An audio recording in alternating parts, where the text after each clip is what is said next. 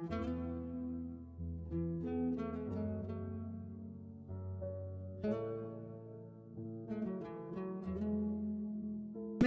मी नैना निलेश पाटील, आपली सर्वांची पर्यावरण प्रेमी मैत्रीण। तर बघा, पर्यावरणाच्या संरक्षणासाठी आपण विविध पर्यावरणपूरक असे उपक्रम घेत असतो आणि आता आपण एक नवीन उपक्रम घेऊन आलेलो आहोत स्पर्धेच्या स्वरूपात, ते म्हणजेच इकोब्रिक्स तयार करणे। तर बघा मित्रांनो, इकोब्रिक्स तयार करायचे म्हणजे काय करायचं नेमकं, तर आपल्याकडे अनेक प्लास्टिकच्या बॉटल्स असतात, तर या बॉटल्स पासून आपण इकोब्रिक्स तयार करणार आहोत। तत्पूर्वी आपल्याला हे का करायचं आहे, तर बघा मित्रांनो, तुम्ही जेव्हा बाहेर काहीतरी खरेदी करायला जातात किंवा आपले बालगोपाल असतात, त्यांना काही चॉकलेट, चिप्स वगैरे किंवा काहीही वस्तू घेताना आपल्याला लक्षात येतं की याला प्लास्टिकचं वेस्टर्न असतं, म्हणजे बऱ्याचशा गोष्टींना प्लास्टिकचं वेस्टर्न लावलेलं असतं, मग ते बिस्किट पुडे असो, चॉकलेट असो किंवा काही असो। तर आपल्याला गिल्टी फील होत असतं की अच्छा, हे प्लास्टिक आहे आणि हे हानिकारक आहे किंवा हे याच्याने प्रदूषण होणार आहे, पण तरी आपला नाईलाज असतो, कारण शेवटी दैनंदिन जीवनात आपल्याला अविभाज्य घटक झालेला आहे। आणि मग अशा वेळेस हा प्लास्टिकचा कचरा दिवसेंदिवस वाढत चालला आहे। मग आता करायचं तरी काय, याचा निचरा कसा करायचा, याचं विल्हेवाट कशी करायची, याचं नियोजन कसं करायचं। एकीकडे हा कचरा आणि दुसरीकडे आपल्या अवतीभोवती शीतपेय किंवा पाण्याच्या बॉटल्स याचा सुद्धा एक कचरा वाढत आहे आणि त्याचंही काही नियोजन करू शकत नाही, कारण त्या सुद्धा अविघटनशील आहेत। मग या प्लास्टिकच्या बॉटल्स आणि हा प्लास्टिकचा कचरा याच्या दोघांपासून एक नवीन काहीतरी पर्यावरणाचं रक्षण होईल किंवा पर्यावरणाचं प्रदूषण कमी होईल असं काहीतरी तयार करता येईल का, तर याच्यातून एक आयडिया निघाली, ती म्हणजे आपण अशा बॉटल्स पासून आणि अशा पिशव्यांपासून एक इकोब्रिक्स तयार करायची आहे।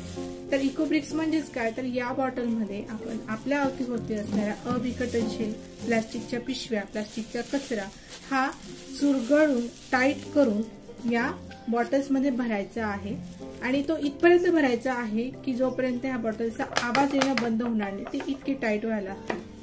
आता आपण हे इकोब्रिक्स तयार करताना काही काळजी सुद्धा घ्यायची आहे।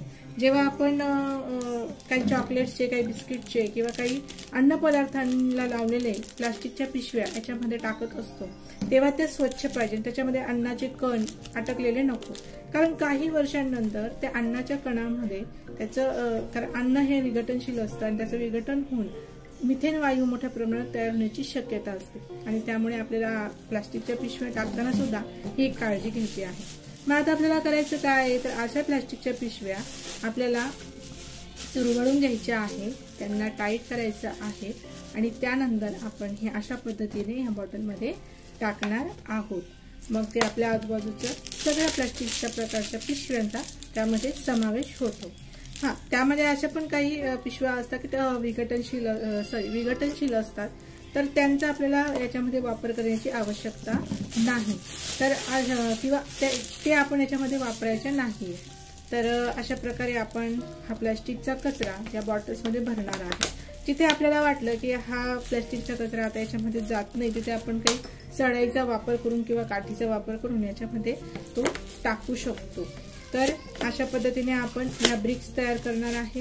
आता याच्यामध्ये मला भरपूर कचरा, ही काही एका दिवसात होणारी गोष्ट नाहीये, याच्यामध्ये आपल्याला भरपूर कचरा जमा करायचा आहे आणि मग 1 इंच आपल्या बॉटल्सचं तोंड मोकळं ठेवून त्यानंतर आपण ह्याचं झाकण पॅक लावणार आहे। तर आता याचं करणार काय, आता 20-25 बॉटल्स आपल्या अशा तयार झाल्या, तर आपण त्यांना षटकोन आकार किंवा चौकोन आकारामध्ये ठेवून टाईट बांधलं आणि त्यावर काहीतरी कपडा वगैरे टाकला किंवा डिझायनिंग केली, तर आपण त्याचा एक छान स्टूल तयार करू शकतो। या इकोब्रिक्स इतक्या टाईट असतात की त्या लगेच काही तुटत नाही। आता ह्याच्या पुढे म्हणजे याच्यातून ही एक समस्या निराकरणाचा एक पर्याय आहे, जो आपण अवलंबणार आहोत आणि प्रयत्न करणार आहोत आपल्या लेवलला। तर मी सर्वांना आवाहन करते की स्पर्धेमध्ये सहभागी व्हावे। हे माझ्यासाठी नाही, तर आपल्या पुढच्या पिढीला आपल्याला कचरा नाही द्यायचा आहे, अवतीभोवती विखुरलेला कचरा आणि खूप मोठं प्रदूषण नाही द्यायचं आहे। याच्यासाठी आपल्याला सगळ्यांना सहभाग घ्यायचा आहे। मला पूर्ण अपेक्षा तुम्ही सहभागी घ्या। तर चला मग कामाला लागा आणि आपल्या इकोब्रिक्स तयार करा। बाय।